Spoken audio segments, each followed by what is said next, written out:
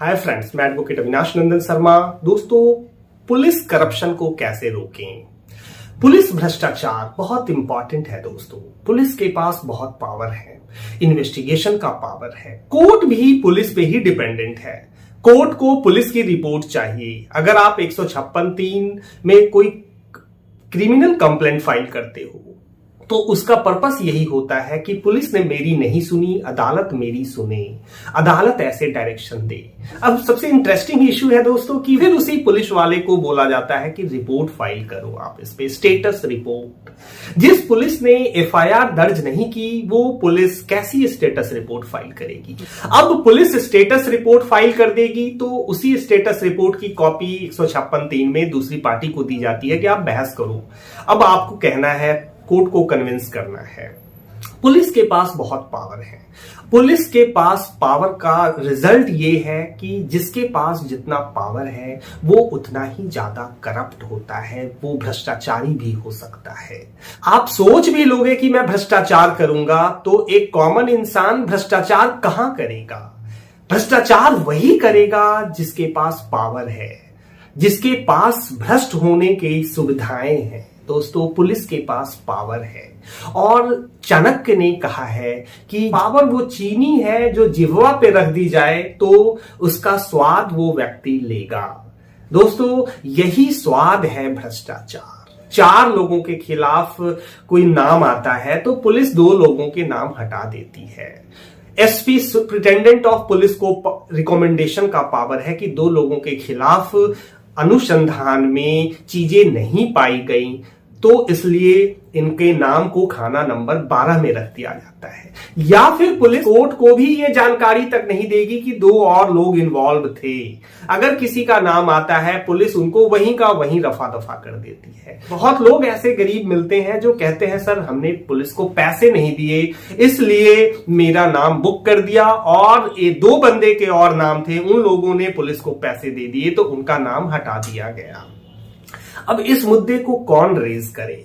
वो कोर्ट में अगर बोलेगा तो ये कहा जाता है कि तुम आरोपी हो इसलिए पुलिस पे झूठे इल्जाम लगा रहे हो। थोड़ी बहुत अगर चीजें कोर्ट के सामने कभी आती भी है, इन्वेस्टिगेशन में कमी दिखती है, भाई आपने इनको क्यों नहीं इंक्वायरी की, इनको क्यों नहीं बुलाया, अब तक क्यों एक ही एक्यूज्ड को अरेस्ट किया, ऐसी जब बातें अदालत के सामने आती हैं तो हाई कोर्ट में डांट फटकार पुलिस को जो लग रही है वो ऐसी ही वीडियो चल रही है। दोस्तों, डांट फटकार के बाद पुलिस को आदत है कि कोर्ट में जाना है, थोड़ी बहुत डांट फटकार सुननी है, बाहर आकर फिर चौड़े हो जाना है। वही मेरा राज चलेगा, पुलिस का राज, पुलिस तंत्र, रूल ऑफ पुलिस।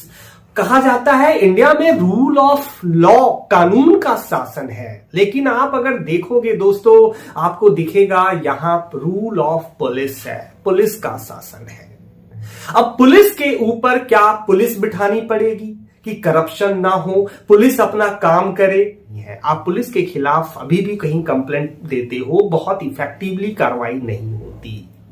दोस्तों, पुलिस स्टेट पावर का है, सरकार का वो पार्ट है, उनके पास गवर्नमेंट पावर है और यही वजह है कि गवर्नमेंट पावर का मिसयूज पुलिस करती है। पुलिस जमीन पे है, पुलिस की तहकीकात ही पूरे केस जो 5 साल इंसान कोर्ट में केस लड़ता है वो चार्जशीट पुलिस बनाती है। पुलिस की मर्जी है, इसको बोलते हैं प्रेरोगेटिव, उसका विवेकाधिकार कि मैं क्या कलेक्ट करूंगा, मैं क्या नहीं कलेक्ट करूंगा, मैं किस कॉपी को चार्जशीट में लगा दूंगा, मैं किसे नहीं लगाऊंगा। बाद में चीजें सामने आएंगी, थोड़ी बहुत डांट फटकार पुलिस को लग जाएगी, चार्जशीट वीक हो गया, कमजोर हो गया। अब आप चिल्लाते रहो, कंप्लेनेंट चिल्ला रहा है कि पुलिस को मैंने ये सीडी दी थी, पुलिस को मैंने व्हाट्सएप चैट दिए थे, पुलिस को मैंने ये भी दी थी, पुलिस ने वो चीजें चार्जशीट में नहीं लगाई। कौन सुनेगा? अब ये प्रावधान भी नहीं है कि वो लेकर आप कोर्ट की प्रक्रिया में चले गए कि सर पुलिस को मैंने दी थी, ये ले लो। अब उसके लिए अलग जद्दोजहद है कि मैं कोर्ट को कन्विंस करूं कि सर पुलिस ने इन चीजों को चार्जशीट में नहीं लगाई, प्रोटेस्ट एप्लीकेशन फाइल करो, फिर एक्स्ट्रा मेहनत करो। अब जज कन्विंस हो ना हो, आउट ऑफ ट्रैक जाने के लिए उनको तो लगता है चार्जशीट के हिसाब से काम करनी है। क्या कितने केसेस हैं जिसमें चार्जशीट फाइल होने के बाद जो है और भी डॉक्यूमेंट्स या फर्दर इन्वेस्टिगेशन के ऑर्डर हो गए या और भी चीजें रिकॉर्ड पे लाई गई तो जज ने एक्सेप्ट कर ली। ऐसे नहीं है मामले। 95% केसेस जो है सिर्फ चार्जशीट पे चल रही हैं। बहुत मुश्किल है दोस्तों। पुलिस को पावर दे दिया गया है, पुलिस के ऊपर कोई चेक का सिस्टम स्ट्रांग नहीं है, सारी फॉर्मेलिटी बनकर रह गई है। दोस्तों ये समझने की जरूरत है, पुलिस करप्शन को रोकने की जरूरत है। देश में पुलिस तंत्र को एक सिविलाइज्ड फोर्स बनाने की जरूरत है, एक डिसिप्लिन्ड फोर्स बनाने की जरूरत। पुलिस का रिफ्लेक्शन एक ऐसे फोर्स के रूप में है जो ढंग से बात नहीं कर सकती, जो ढंग से आपकी समस्याओं को नहीं सुन सकती, जो आप थाने जाओ तो आपको खड़े कर दिया जाता है, कुर्सी तक नहीं दी जाती कि आप बैठ जाओ।